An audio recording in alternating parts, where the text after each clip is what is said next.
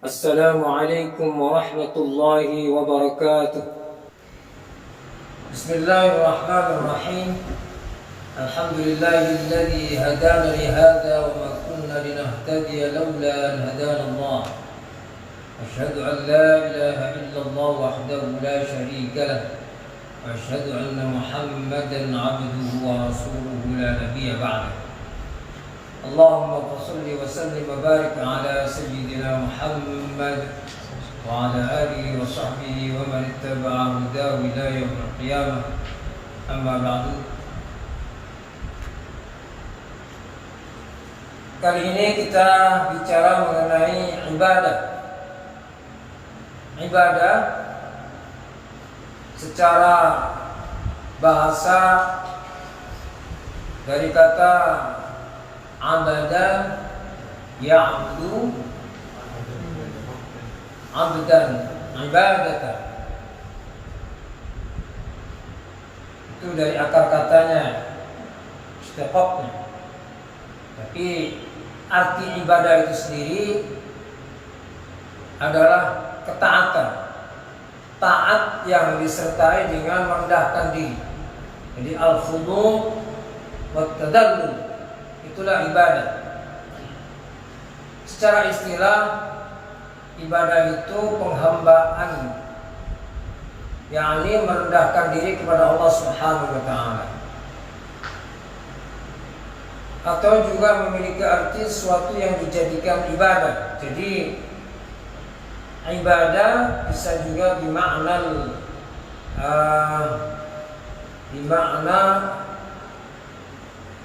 ma ja'alna ma'budan. Jadi sesuatu yang kita gunakan untuk beribadah, itu bisa dikatakan ibadah. Jadi salat itu bisa dikatakan ibadah salat, ibadah puasa, gitu ya. Tapi secara umum ibadah itu memiliki makna merendahkan diri kita kepada Allah Subhanahu wa ta'ala dengan melaksanakan perintah-perintahnya dan menjauhi larangannya. Kenapa kita melaksanakan perintahnya, menjauhi larangannya? Karena kita ingin meraih ridhonya, meraih mahabbahnya, meraih cinta Allah Subhanahu wa ta'ala. Nah, kita ini diperintahkan oleh Allah Subhanahu wa ta'ala untuk beribadah kepadanya. Ya. Di dalam surah Adz-Dzariyat ayat 56 dan 57 Allah sebutkan, A'udzu billahi minasy syaithanir rajim. Bismillahirrahmanirrahim. Wa ma khalaqtul jinna wal insa illa liya'budun. Ma uridu minhum min rizqin wa ma uridu an yut'imun. Jadi tidaklah saya ciptakan jin dan manusia kecuali untuk menyembah. Jadi kita diperintahkan untuk menyembah, beribadah kepada Allah. Apa keuntungannya Allah menyuruh kita untuk beribadah? Apakah Allah mendapatkan keuntungan dari ibadah kita? Tidak. Jadi kalau seandainya kita nggak beribadah kepada Allah, kira-kira Allah rugi nggak? Nggak rugi. Jadi di dalam hadis qudsi disebutkan, wahai jin dan manusia, seandainya kalian semua bertakwa kepada Allah, beriman semuanya, gak ada yang durhaka, gak ada yang kafir, gak ada yang maksiat, itu tidak akan menambah kerajaan Allah. Begitu juga sebaliknya. Kalau semua manusia kafir semua, durhaka semua, itu juga tidak akan mengurangi kerajaan Allah Subhanahu wa ta'ala. Di dalam hadis qudsi Allah sebutkan, ya ibadi law anna awwalakum wa akhirakum wa insakum wa jinnakum kanu ala atqal birajulin wahidin minkum ma zada dhalika fi mulki syai'an. Ya ibadi law anna awwalakum wa akhirakum wa insakum wa jinnakum kanu ala afjari qalbi rajulin wahidin ma naqasa dhalika min mulki syai'an. Itu artinya yang tadi sudah disebutkan bahwa wahai hamba-hamba yang dulu-dulu maupun yang sekarang, jin dan manusia, Kalau seandainya kamu semua itu bertakwa, semuanya sama, bertakwa semua kepada Allah, bertakwa semua kepadaku, maka tidak akan menambah kerajaan. Begitu juga sebaliknya, seandainya semuanya durhaka, maksiat, kafir semua, maka juga tidak akan mengurangi kerajaan. Lalu apa Allah menyuruh kita untuk beribadah? Apa? Allah menyuruh kita untuk beribadah, apa gunanya? Apa gunanya Allah menyuruh kita untuk beribadah? Allah menyuruh manusia untuk beribadah, apa gunanya? Adalah untuk kemaslahatan manusia. Manusia disuruh ibadah supaya teratur hidupnya. Kita disuruh sholat 5 kali dalam sehari supaya teratur. Coba kalau nggak sholat subuh, mungkin bisa jadi kita tidurnya sampai siang, ya kan? Jadi supaya hidup kita teratur, sholat, puasa, zakat disyariatkan supaya hidup kita teratur antara yang kaya dengan yang miskin. Jadi Allah merintahkan kita ibadah itu supaya terjadi kemaslahatan di dalam kehidupan manusia. Nah, ibadah itu ada yang diterima, ada yang tidak diterima. Nah, itu poinnya di situ yang kita bahas malam ini. Ibadah itu ada yang diterima, ada yang tidak diterima. Mana dalilnya bahwa ibadah ada yang diterima, ada yang tidak diterima? Tahu nggak? Tunjukkan ayat atau hadis yang menunjukkan bahwa ibadah itu ada yang diterima, ada yang tidak diterima.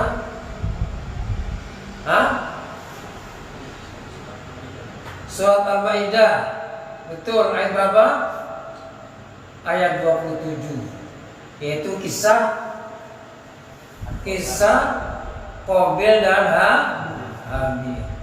Watlu alaihim naba'a abnai Adam bil haqq idh qarraba qurbanan fatuqabbala min ahadihima wa lam yutaqabbal min al-akhar qala la aqtulannak qala innama yataqabbalu Allahu minal muttaqin.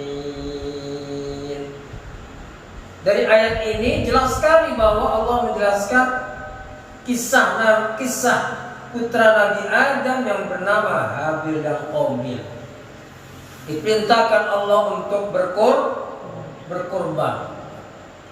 Korbannya Habil diterima Allah, sementara korbannya Qabil ditolak, tidak diterima oleh Allah.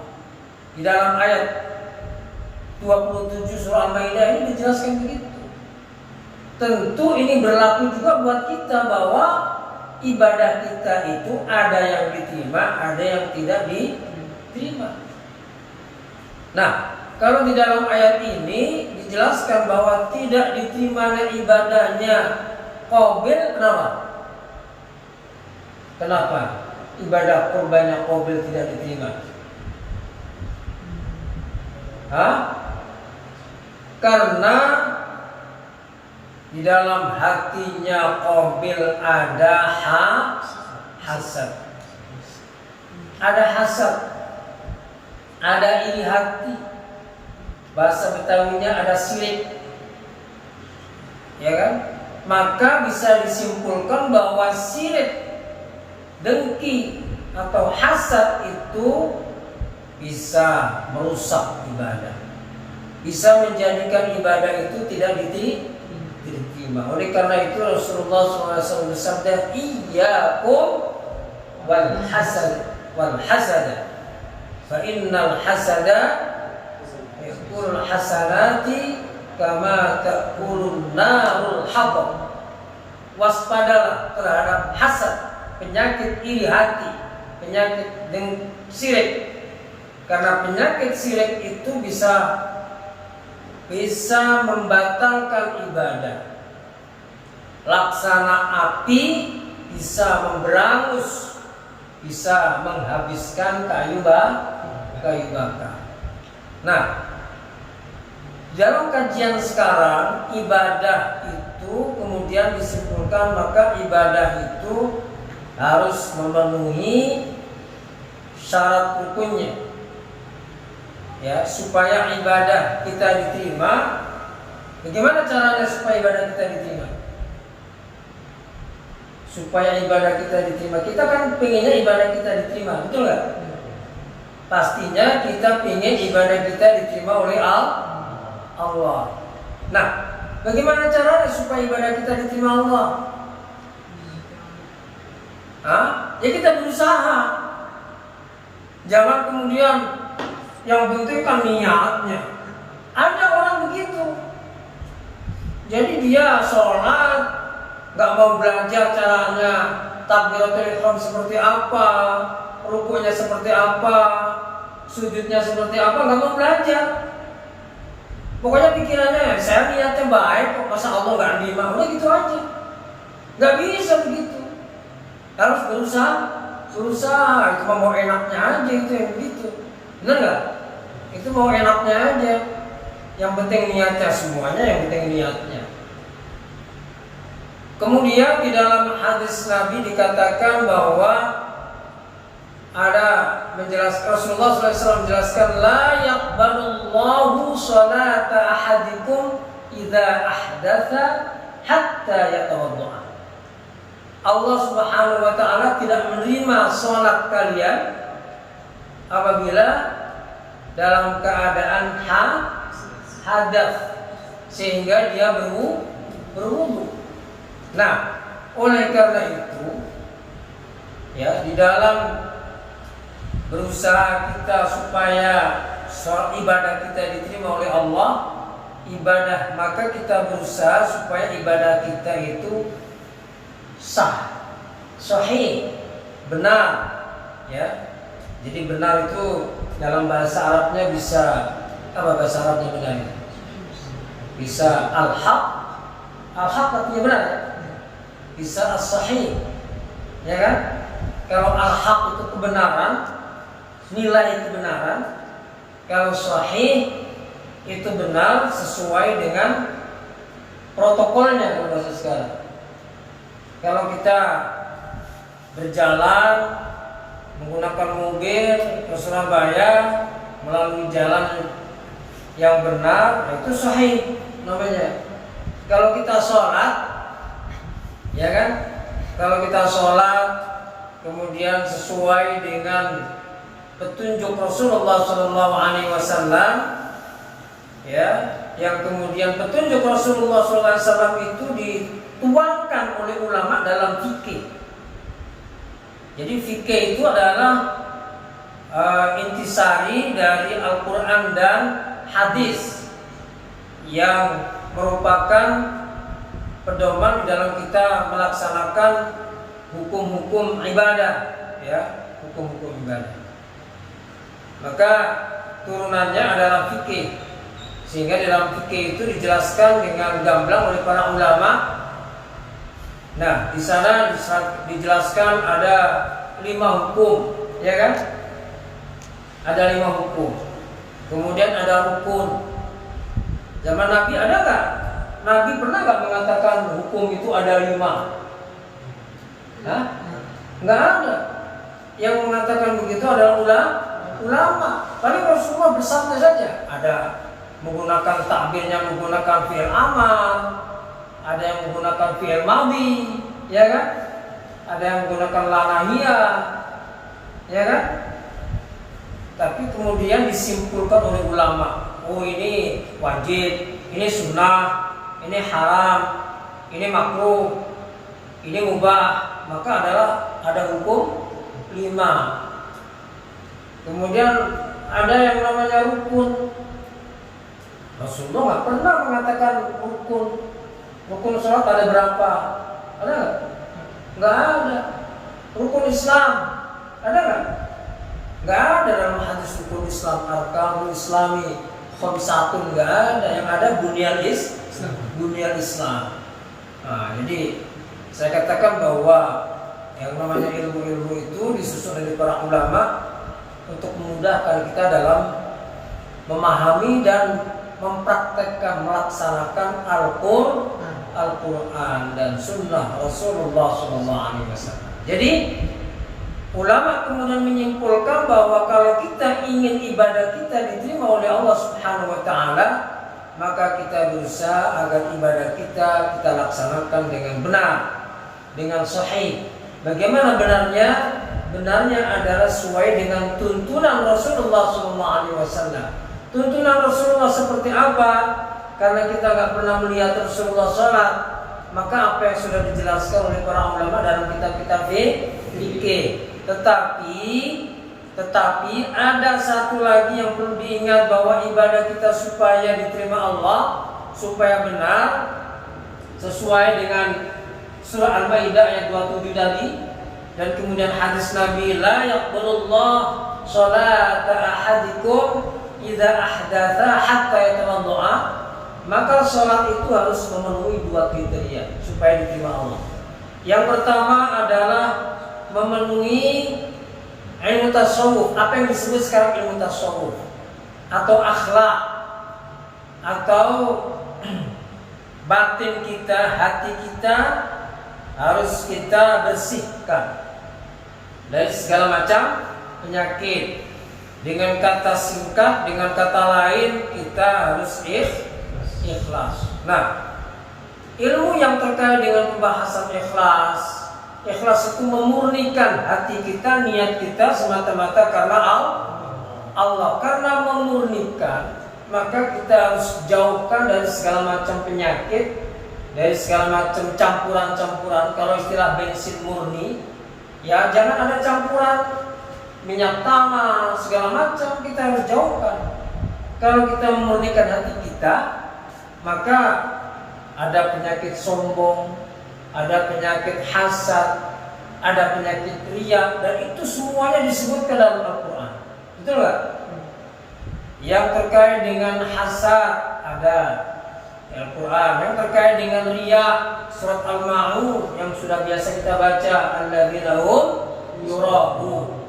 Kemudian yang terkait dengan sedekah yang ditolak sama Allah, yang batalkan sedekah, ya ayyuhalladzina amanu la tubtilu shadaqatikum bil manni wal adha kalladzi yunfiqu malahu ri'a'an nas wa la yu'minu billahi wal yawmil akhir famathaluhu kamathali saffadin 'alayhi turabun fa asabahu wabilun fatarakahu salda la yaqdiruna 'ala shay'in mimma kasabu wallahu la yahdil qawmal kafirin.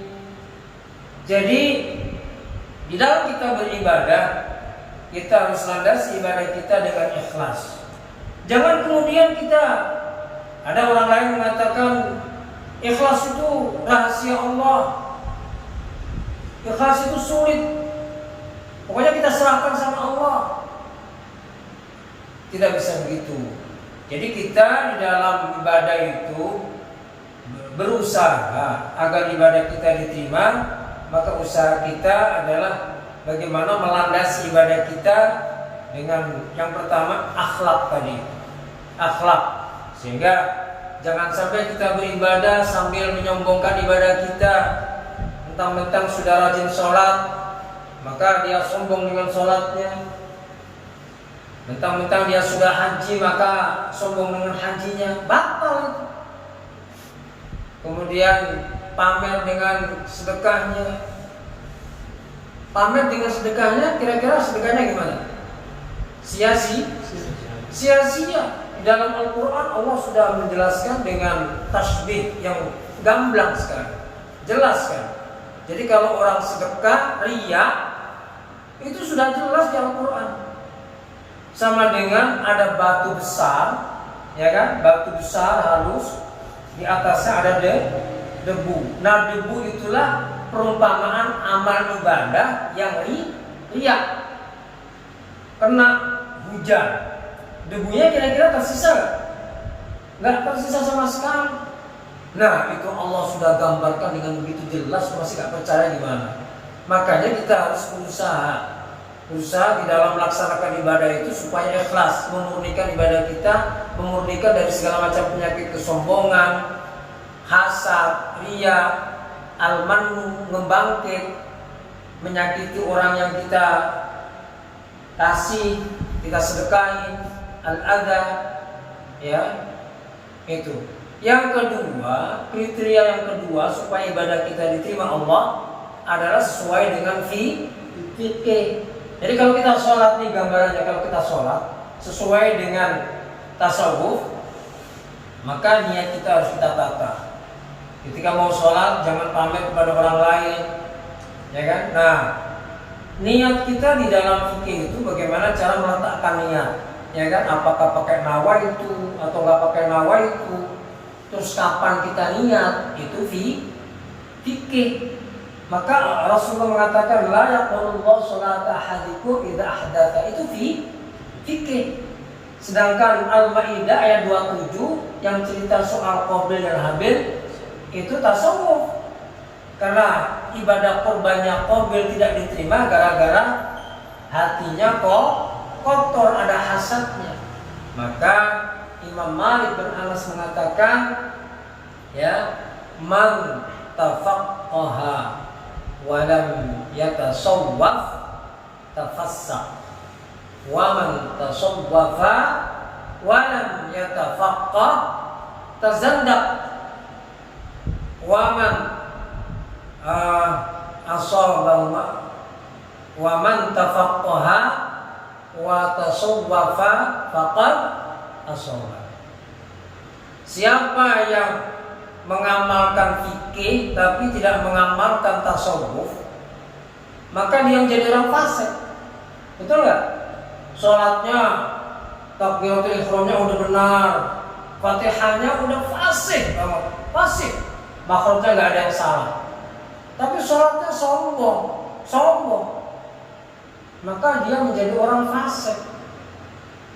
Begitu juga kalau dia orangnya tasawufnya tinggi, akhlaknya baik, hatinya bisa menata hatinya dengan baik, gak sombong, gak hasad, gak riya, tapi baca Fatihahnya berantakan, rukuk sujudnya gak tumaninah, itu berarti gak sesuai dengan fikih, maka dia dikatakan tazandaq. Kata Imam Malik, tazandaq, maka menjadi kafir zindik. Kafir zindik itu sama dengan munafik, zahiruhul Islam wa batinuhu kafir, itu kafir zindik. Itu kata Imam Malik. Imam Malik seorang ulama besar, ya kan? Ya, tapi tentu apa yang dikatakan oleh Imam Malik ini bersumber dari Al-Quran dan Sunnah Rasulullah SAW. Kadang-kadang kan ada juga yang kalau dikatakan ulama, itu ulama, bukan nabi. Nah, itu. Jadi diterimanya amal ibadah kita berusaha, ya, karena semuanya harus kita lakukan dengan usaha yang sungguh-sungguh. Nah, jadi ada kriterianya sesuai dengan ilmunya, maka dengan ilmu yang benar, maka insya Allah ibadah kita menjadi benar. Demikian kajian kita mengenai ibadah yang diterima oleh Allah Subhanahu wa taala.